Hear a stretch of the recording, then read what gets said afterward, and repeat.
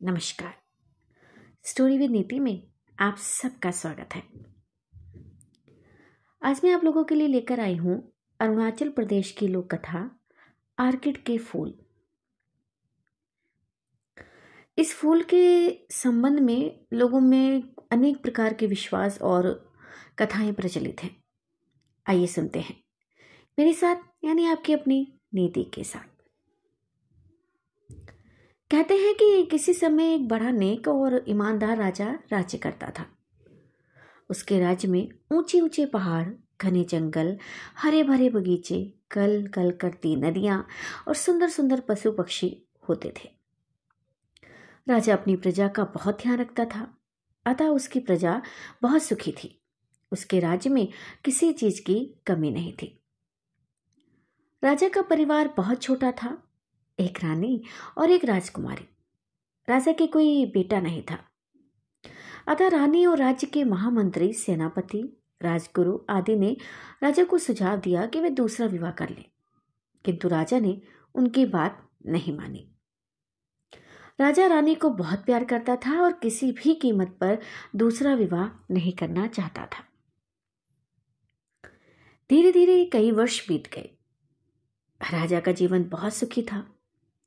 उसकी बेटी अब बड़ी हो गई थी। राजकुमारी भी अपनी मां के समान सहृदय, कोमल और अद्वितीय सुंदरी थी। उसके रूप और सौंदर्य की चर्चा आसपास के राज्यों में होने लगी थी। राजा के पास आसपास के राजाओं ने अपने राजकुमारों के विवाह के प्रस्ताव भेजने आरंभ कर दिए थे, लेकिन राजकुमारी अभी विवाह की इच्छुक नहीं थी, अतः राजा ने किसी भी विवाह प्रस्ताव को स्वीकार नहीं किया था। राजकुमारी का महल बहुत शानदार था। उसके महल के पीछे एक हरा भरा बगीचा था। इस बगीचे में बहुत सुंदर सुंदर वृक्ष थे, जिन पर बड़े स्वादिष्ट फल लगते थे। राजकुमारी प्रतिदिन प्रातःकाल अपनी सखियों के साथ महल के पीछे बगीचे में आ जाती थी और तेज धूप निकलने के पहले तक यही रहती थी। तेज धूप होते ही वह महल में आ जाती थी। बगीचे में टहलना राजकुमारी का सबसे प्रिय शौक था। राजकुमारी के महल के बगीचे में एक बावड़ी थी, जिसका पानी बहुत साफ और स्वादिष्ट था। महल के लोग इसी बावड़ी का पानी पीते थे। बगीचे में टहलते टहलते जब राजकुमारी थक जाती थी तो इसी बावड़ी की मुंडेर पर बैठकर आराम करती थी।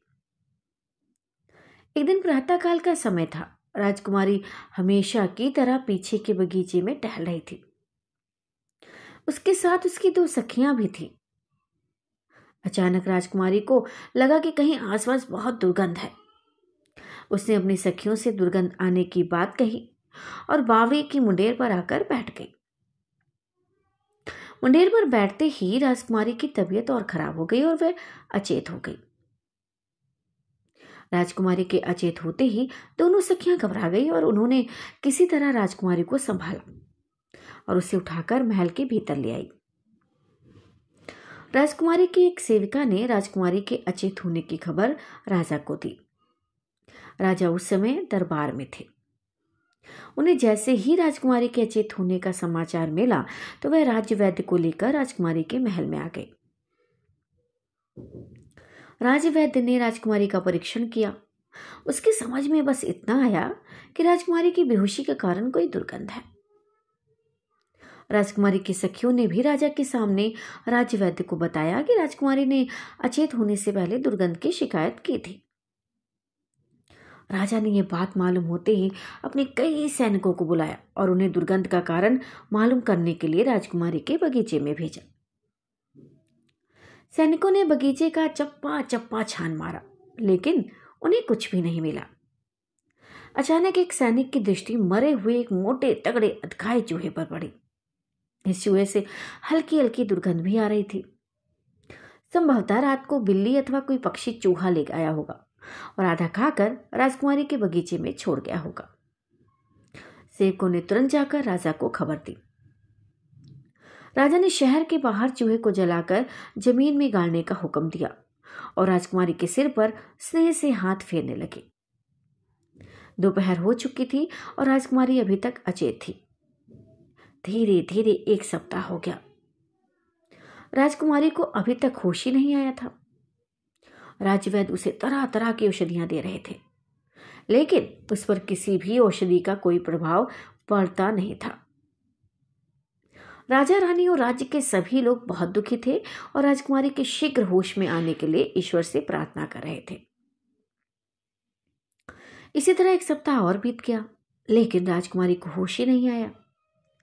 इस मध्य राजवैद्य ने अपने राज्य के अन्य वैद्यों और पड़ोसी राज्यों के वैद्यों को भी बुलाकर उनसे परामर्श किया और राजकुमारी को बहुत प्रभावशाली औषधियां दी, लेकिन सभी औषधियां बेअसर रही। राजा और रानी 2 सप्ताह से राजकुमारी के पास ही बैठे हुए थे। उनसे राजकुमारी की हालत देखी नहीं जा रही थी। राजकुमारी बिना कुछ खाए पिए 2 सप्ताह से अचेत पड़ी थी। राजवैद्य और उसके साथी वैद्यों की औषधियों को बेअसर होता देखकर राजा रानी की चिंता बढ़ती जा रही थी। उनकी समझ में नहीं आ रहा था कि क्या करें और क्या ना करें। इसी तरह 1 महीना बीत गया। राजकुमारी अभी भी अचेत थी। उसका सुंदर गुलाबी चेहरा पीला पड़ गया था। आंखों के चारों ओर काली मासी छा गई थी। राजा रानी, राजवैद्य और उसके साथी वैद्य सभी हिम्मत हार चुके थे। अब सभी को केवल ईश्वर का सहारा रह गया था। एक विशाल कक्ष के मध्य पड़े पलंग पर राजकुमारी निर्जीव सी पड़ी थी। उनके पास रानी और राजा बैठे थे। राजकुमारी से कुछ दूरी पर खड़े राजवैद्य, महामंत्री, सेनापति, राजपुरोहित आदि आपस में राजकुमारी की बीमारी के संबंध में विचार विमर्श कर रहे थे। अचानक महामंत्री के मस्तिष्क में एक विचार आया।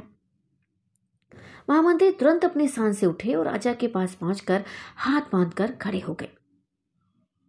महामंत्री ने राजा को सुझाव दिया कि वे अपने राज्य में और आसपास के राज्यों में ये डुग्गी पिटवा दें कि जो व्यक्ति राजकुमारी को ठीक कर देगा उसे सोने की 1 लाख मोहरें पुरस्कार में दी जाएंगी।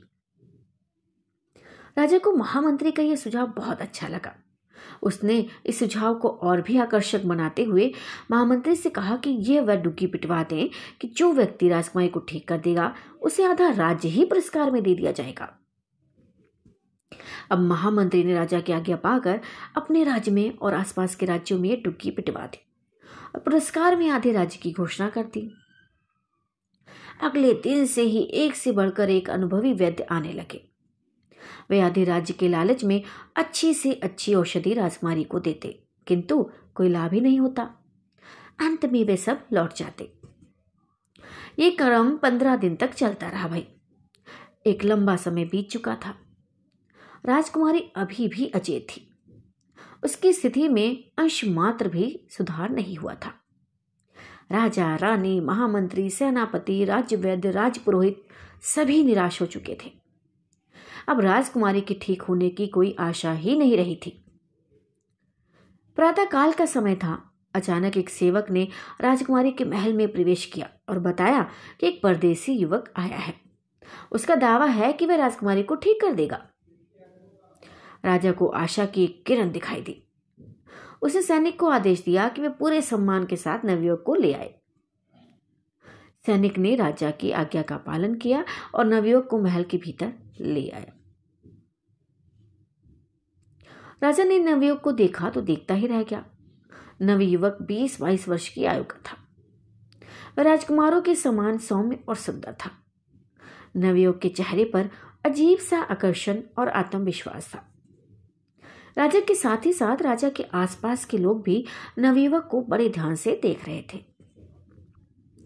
नवयुवक ने सर्वप्रथम राजा और रानी का अभिवादन किया और इसके बाद उनसे पूरी बात बताने को कहा। राजा के स्थान पर राजकुमारी की सहेली ने नवयुवक को राजकुमारी के महल के बगीचे में घूमने और दुर्गंध आने से लेकर अचेत होने तक की कहानी सुना दी। नवयुवक पूरी बात ध्यान से सुनता रहा। इसके बाद उसने राजकुमारी को बगीचे में ले चलने के लिए कहा। राजा ने नवयुवक से कुछ नहीं कहा। उसने राजकुमारी की सेविकाओं को आदेश दिया कि बगीचे में राजकुमारी के लिए आरामदायक बिस्तर लगाया जाए और फिर राजकुमारी को बगीचे में पहुंचाया जाए।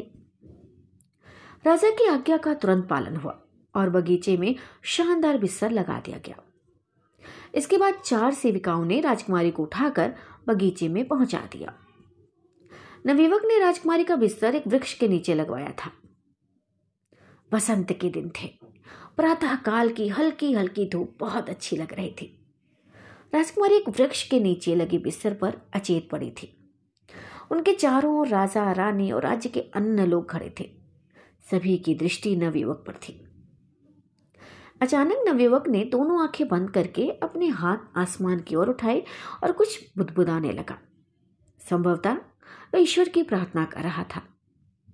इसके बाद उसने अपने कपड़ों के भीतर से एक बांसुरी निकाली और बजाने लगा। बांसुरी की आवाज में दैवीय आनंद था। उसकी आवाज में ऐसा जादू था कि सभी खो गए। अचानक एक चमत्कार हुआ। राजकुमारी जिस वृक्ष के नीचे लेटी थी वह सुगंधित फूलों से भर उठा और उसके फूल राजकुमारी पर गिरने लगे।